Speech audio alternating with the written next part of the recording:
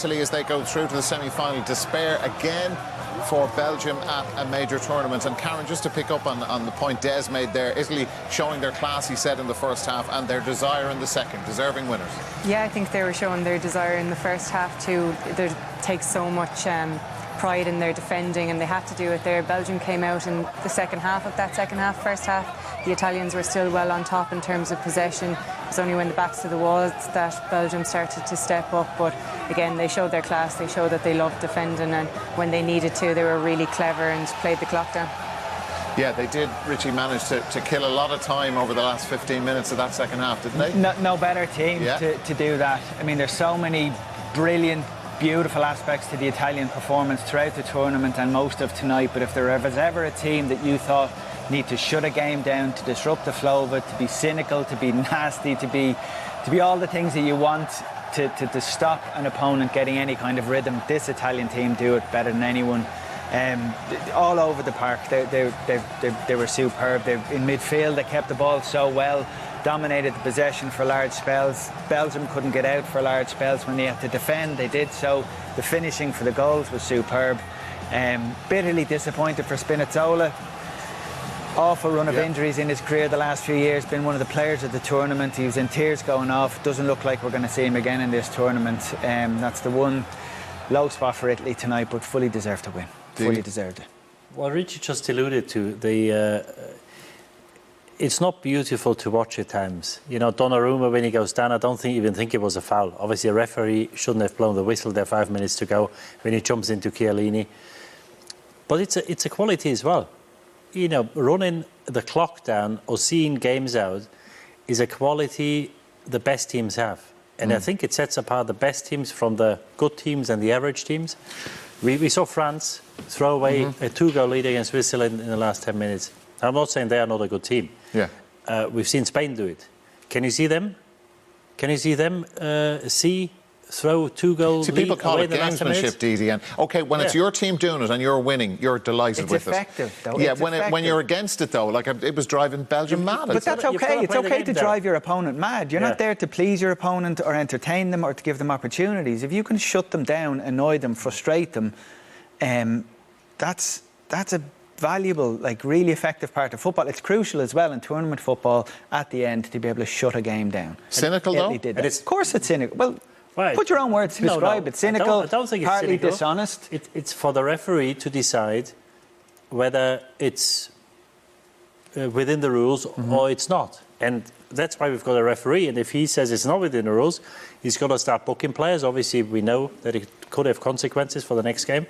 But there's no better team. And in a tournament like this, you know, because I think if they nicked one somehow, the Belgians, I probably would have fancied Belgium in extra time.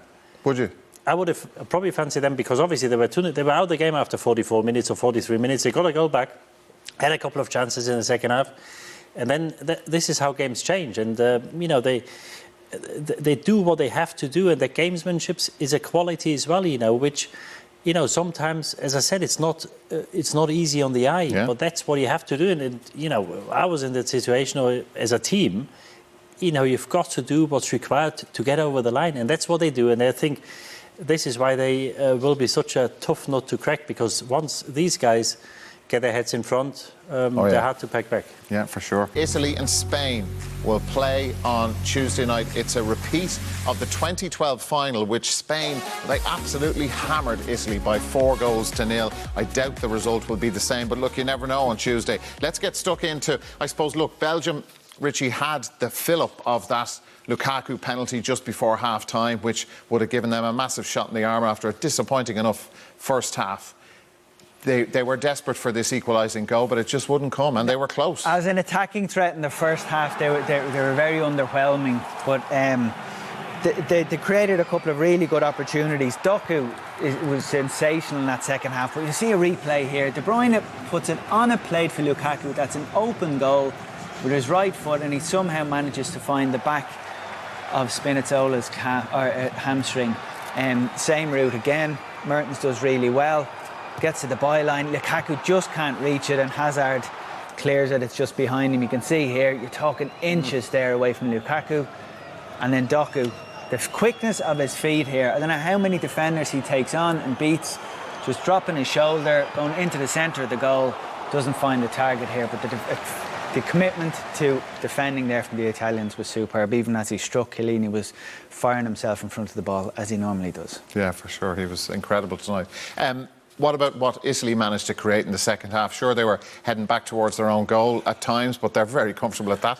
They are. Belgium probably had the more clear-cut chances, but they were still pushing the whole time, and they probably ran themselves out of energy a bit. Chiesa involved there this time, running straight out, and like they did in the first half, the Belgians backing off, a ball into the box there, couldn't quite get on the end of it. And you would have thought that Belgium would have learned from the first half, those 2 goals where they kept dropping off.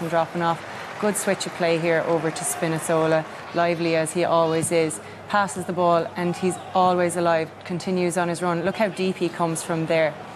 And that's what Richie was alluding to. They'll miss him so much, because not only was he covering that Lukaku shot, there he is getting on the end of a 60-yard run and almost putting the game completely out of reach for Belgium. Yeah, for sure.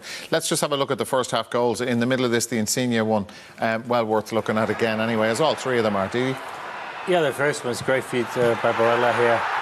Goes through, Hazard raises his arms. He doesn't want to give a foul away, but he's got to use his body and keep him away from his goal.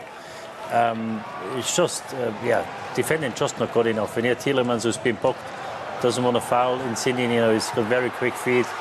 It's a brilliant finish. Not only the placement, but also I think what beats Courtois is the pace of it. Because from this range here, 23 yards, you'd say, well, have a go, but it was just too much pace on the ball. And then, Christmas came early for the Belgians. They outplayed for 45 minutes. And then Di Lorenzo with a rush of blood. Lukaku makes it 2-1. It was game on, but you've got to say over the 90 minutes, first of all, a great game of football. Yep. 2 very good teams. With all the drama we had on the Monday, I think over the 90 minutes were probably the best game we've seen so far. And the Italians, well, impressive. And they played without a centre-forward today because Immobile was non-existent. I think he will do well to keep his place for the semi-final. I think it's about time now to maybe make that decision. And then if you put somebody up top who can do something and maybe create a bit of space for Insigne and the guys around him, tough team to beat. Yeah, for sure. And Karen, just to finish up, Belgium, disappointment again. I know this cliche, the golden generation. There's a lot of players, I'd say, that particularly in that defence, who'll pack it in after this. No Hazard tonight, but it's another disappointing tournament for them. Yeah, and the number 1 tag really doesn't mean anything unless you actually go and follow through with it. So, yeah, they were the golden generation, but I heard someone kind of say, are they a good team or are they a team with good players? And I think that kind of hits the nail on the head. I think Italy are a really good team. They play like a club team. They know each other so well, and Mancini has them so well drilled. You can see the way they pump each other up and get going. Yeah. Belgium didn't really have that. They had a little bit of frustration. They were saying, come on, let's go. But they never really clicked into gear, and you just kind of wonder, is it the end of the road for some of them, and do they need to start a rebuild maybe? Yeah, well, maybe Jeremy Doku, I'm sure they'll build a team around him and Hazard and De Bruyne.